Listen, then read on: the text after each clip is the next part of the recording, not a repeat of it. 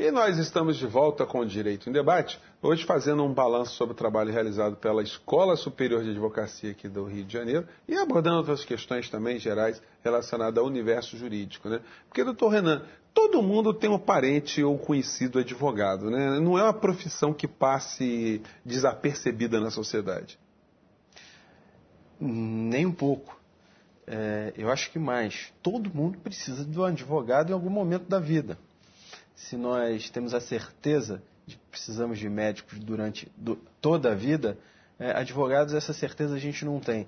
Mas, num dado momento, a necessidade aparece e você reconhece a importância desse advogado. Preferencialmente que não seja o seu primo, o seu parente, seja ele qual for, o que não é muito propício, né, na defesa dos seus interesses, um primo, parente, amigo, enfim. Mas sim, acho que faz parte do prestígio que a profissão adquiriu na nossa história, né? Ser advogado no Brasil ainda é um diferencial na sociedade, ainda é um elemento que destaca essa pessoa. Espero que assim continue. E para isso, a Ordem dos Advogados, ela investe, sim, em alguns critérios rígidos de seleção dos seus advogados e manutenção deles no quadro, ou seja, o exame de ordem, né, e o Tribunal de Ética e Disciplina.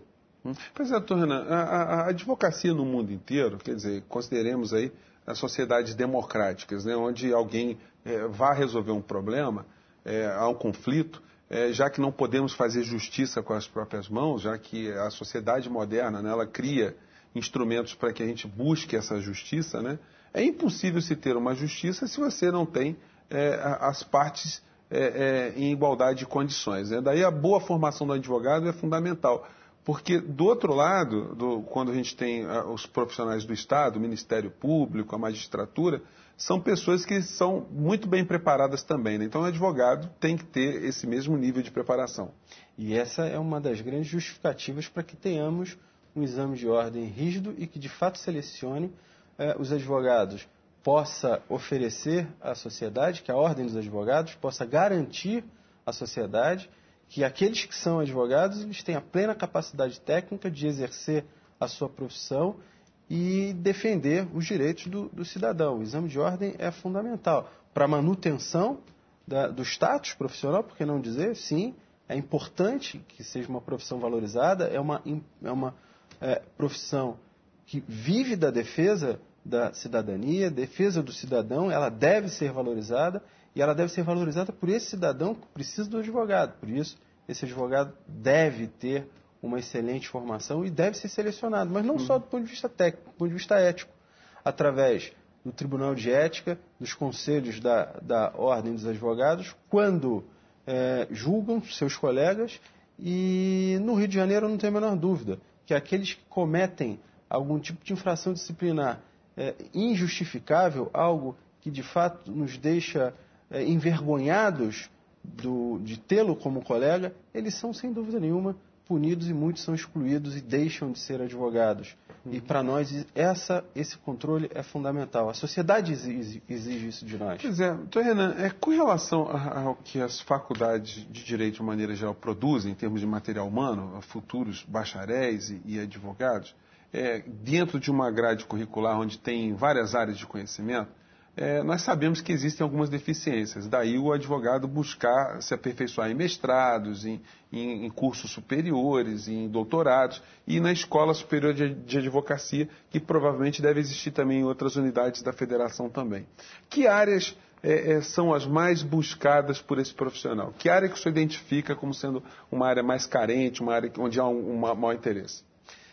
Nós acabamos por nos especializar em cursos voltados para a prática do advogado. Ou seja, vamos aperfeiçoar a prática desse advogado que cotidianamente vai ao fórum e não tem o tempo necessário para uma reciclagem geral do seu conhecimento, né?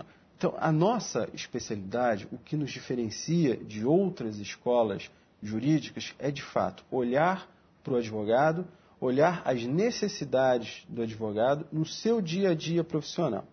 Assim, temos cursos de praticamente todas as áreas do conhecimento jurídico. Mas, sem dúvida nenhuma, os cursos mais procurados são aqueles que simbolizam a prática cotidiana do advogado, ou seja, prática da advocacia civil, prática da advocacia trabalhista e prática da advocacia criminal. Esses cursos são os principais cursos da ESA e devem ser, de fato, devem continuar a ser os principais cursos da ESA, porque é a própria função da escola. Nós temos outros cursos muito bem-sucedidos, cursos dos quais existem filas para que o aluno possa se inscrever, como, por exemplo, o curso de Direito Ambiental, um curso coordenado pelo nosso conselheiro, presidente da Comissão de Direito Ambiental da Ordem, Flávio Armédio, é um curso muito requisitado, muito procurado, mas é um curso que tem uma outra característica, é uma característica de aprofundamento teórico, possui uma característica interdisciplinar, trabalhando com outras áreas do conhecimento que não necessariamente jurídico, oferecendo ao advogado uma formação mais ampla. É o nosso papel também, mas os cursos de maior sucesso são, sem dúvidas, aqueles focados na prática da advocacia. O senhor se referiu no bloco anterior sobre o custo relativo que tem um curso do direito.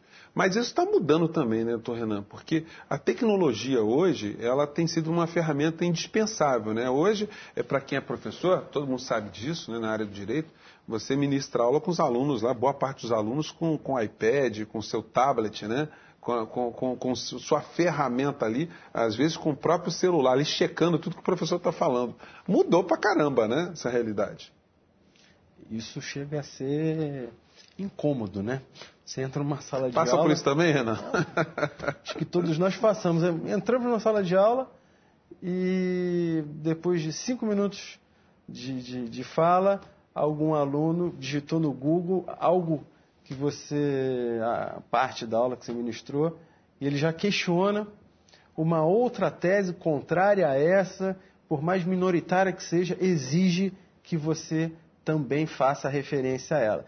De fato, o trabalho do professor hoje é muito mais complexo, o aluno é muito mais exigente, né? Mas essa exigência tem que ser de mão dupla.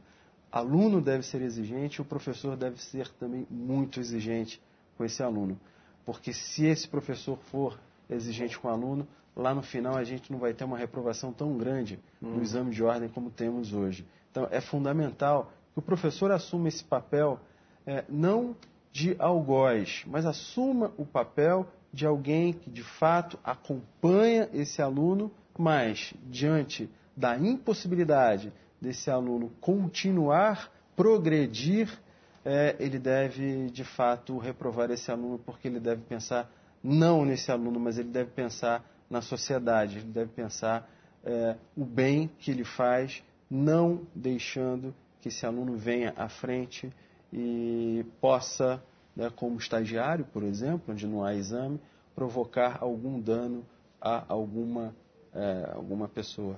E quais são as perspectivas para o futuro, doutor Renan? Acho que agora a ESA vive um momento muito, muito dinâmico, muito importante na sua história. Eu tenho certeza, esse é um momento especial da ESA. Talvez seja, nos 20 anos da escola, o principal momento dessa escola. Ela vive um momento de crescimento e a expectativa para 2013 é de crescer no telepresencial, crescer no presencial e, quem sabe, começar também a oferecer cursos de pós-graduação, que é uma exigência, uma demanda muito grande dos advogados.